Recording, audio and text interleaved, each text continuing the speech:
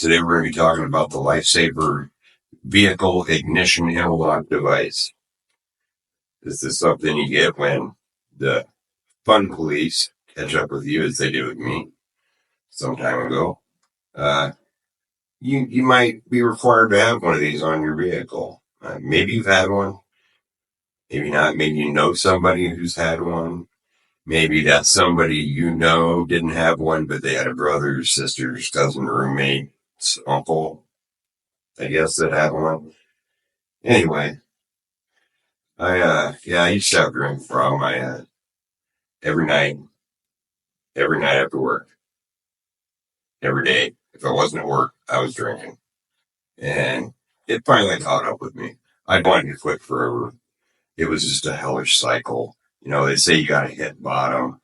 I kind of felt like I did hit bottom, but sometime before that, I just hadn't drug along the bottom long enough. So when I got my second DUI, that was September 1st, 2017.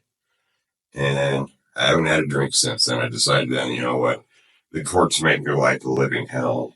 And everything else has just been destroyed because of my inability to just shake this habit off, which I did do. I haven't had a drink since then, so I'm over 7 years sober.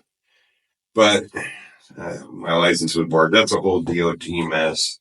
It was supposed to be 2. They decided I was going to be barred for 5, and due to some clerical error, I guess, but whatever. You know, I tried to appeal it, but at the end of the day, I just decided to hell with it. I'll just focus on getting sober first. Later on, worry about getting a license. Later on, okay, ready to get a license. I look at the vehicle market, and I mean, we aren't going to go into what the price of cars are, but let's just say that turned my direction back to something I hadn't done for probably 25, maybe 30 years, motorcycles. I grew up on them. I love them. So that's what I went back to. Now, enough time had passed that all the other things that, like, I was going to be on probation and all this stuff, that had all dropped off. But because it was my second DUI, there was a requirement that says, doesn't matter how long it's been, you have to have an ignition interlock device. So that's what we have here today.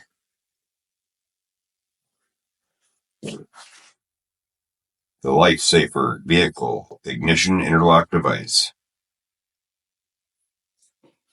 Let me tell you, as a returning rider, technically, I classify myself as a new rider based on my skill level, but you probably don't want to be fucking with this while you're riding in traffic. I'm just saying, it's a pain in the ass.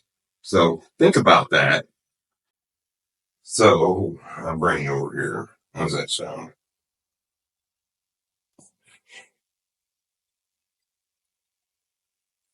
Set you right up here. And we can have a bird's eye view of this whole thing. All right. So one of the first things if you end up with this, or maybe you're just concerned about your drinking habit, you can actually have these put on your vehicle on your own. I'm just saying. They give you a little Velcro sticky thing here on the back, but I don't have a car, so right, like I'm a 12-month rider here in Iowa, and you can probably guess how that's going to stick to anything in the middle of winter. So I got a bag. I just got this handlebar bag here, and I ran cord up that they had installed through the bag. So you don't want to leave this plugged in on a motorcycle. Maybe it's different on a car. Might not matter because you got a bigger battery. But there was a cold snap where I wasn't able to ride for a little bit after I put this on, and I left this thing plugged in, killed my battery. So I unplug it all the time when I'm not using it. So you just start out plugging her in.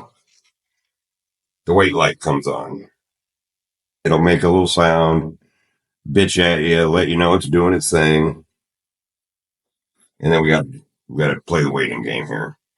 The colder the unit in the bike is and the colder this is seems to affect how long it takes. If everything's nice and warm, it isn't too awful bad. All right, so now that it's ready, I'll just turn the ignition on and then back off. The wait light will come back on. It is what it is, folks. Play stupid games, win stupid prizes. This is what you call finding out.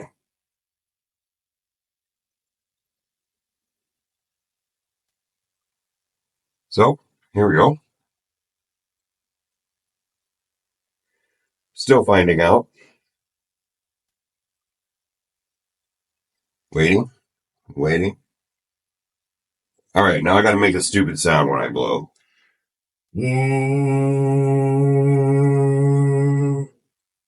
If you don't do the humming, it won't register because it figures you're like blowing air through it or something with a balloon or I don't know. It says I got this bag. I can keep it in.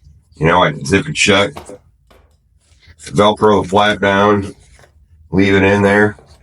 I do not. Because this is expensive and they will make you buy it. Cost enough to rent it. So I take this off.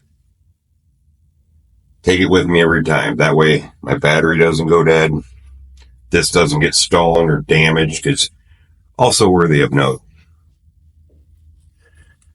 Apparently some states may not let you put these on motorcycles. Iowa does. There aren't very many companies that will in Iowa. These guys did, but they are very particular about, it can't get wet. It's a motorcycle. I mean, if you ride 12 months out of the year, waterproof maybe? I don't know. I'm just saying, come on guys, it's 2025. This thing looks like a fucking flip phone from the 90s. Get out of here with this shit. All right. Range over.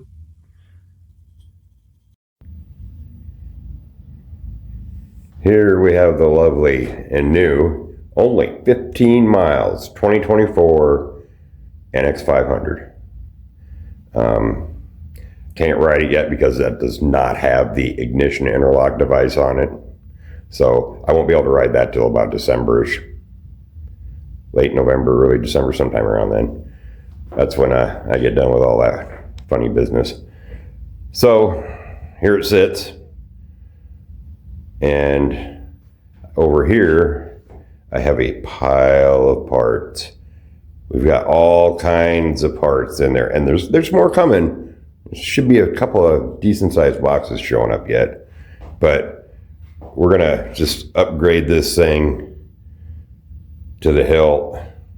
I'm gonna go full retard on this. Is what's gonna happen basically, and we'll have all that done well before I'm able to ride it. So it'll be kind of cool. Something to do, right? This is fun. We're supposed to have fun, so let's have some fun.